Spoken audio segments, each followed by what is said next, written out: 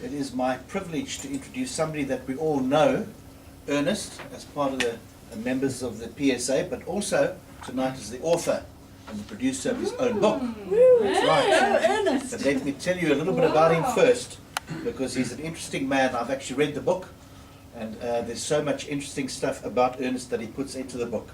He comes from a rural upbringing, I'm sure you won't mind me saying that, and he was brought up in a small village. He's schooled at Marion Hill High School on a bursary. I found it interesting that he went to tech after school.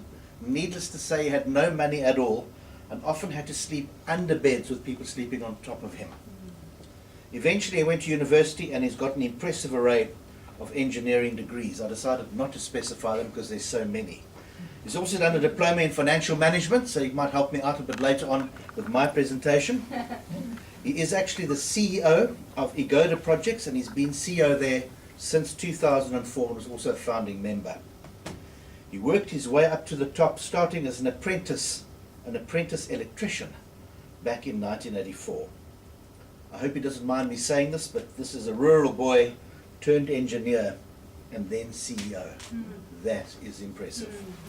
He's the co-founder of the National Society of Black Engineers. He's a member of the Black Management Forum. He's a director on several boards, and we are privileged to have him also as a member of the PSA. The name of his book is Purpose Rediscovered. The secret formula is hidden in your life story. And I'm going to ask Ernest to tell us a little bit about his fascinating book. You never spoke about that, Kevin. I didn't know you learned so much about it. Ladies and gentlemen, I finally read my book. Thanks to her. Because I have never read the book. I sat in the plane and I read this book and I realized how much trauma I've been causing to people who read this book. And why the trauma? Because the book is nothing but just stories. And the way it's written is such that it traumatizes you, so you always have to, you know, it's like torture. I learned this thing, you have to torture people when you tell a story. That's what people say who read my book.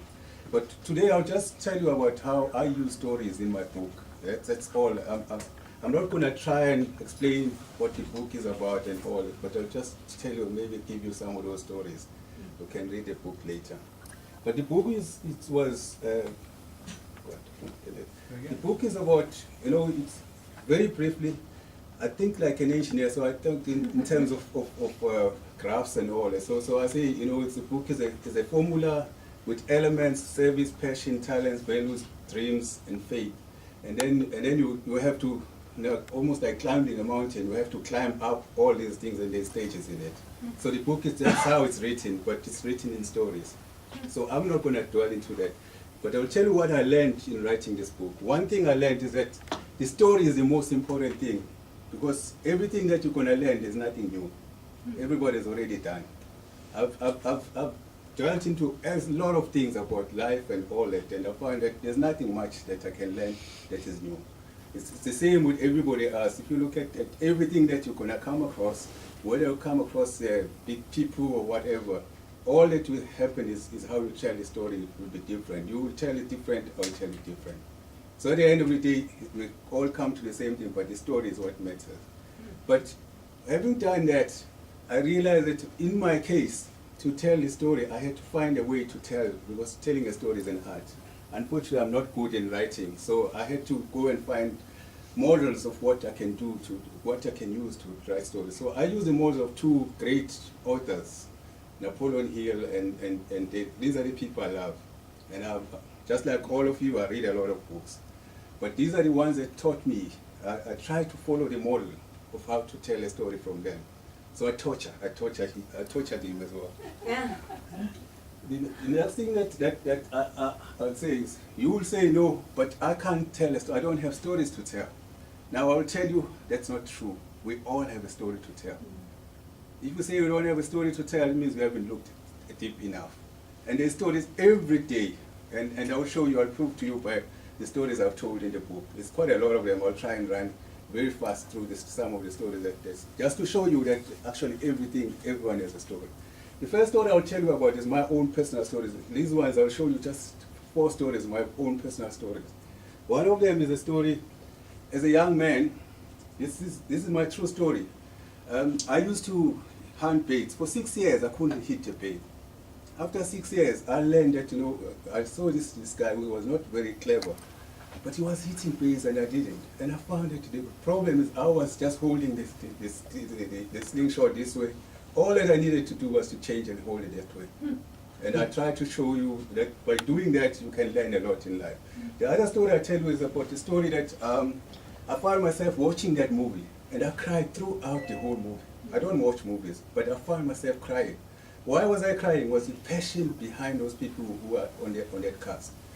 Another story I tell about is a story that, this is a true story. A neighbor I grew up in the farm, I found her at 50 years of age. She's gone and went and joined a group of student nurses. She says that was her passion from a young age. Her son has paid for her to go to college and study nursing. The last story I told, there's a lot of stories. This is another one, personal one.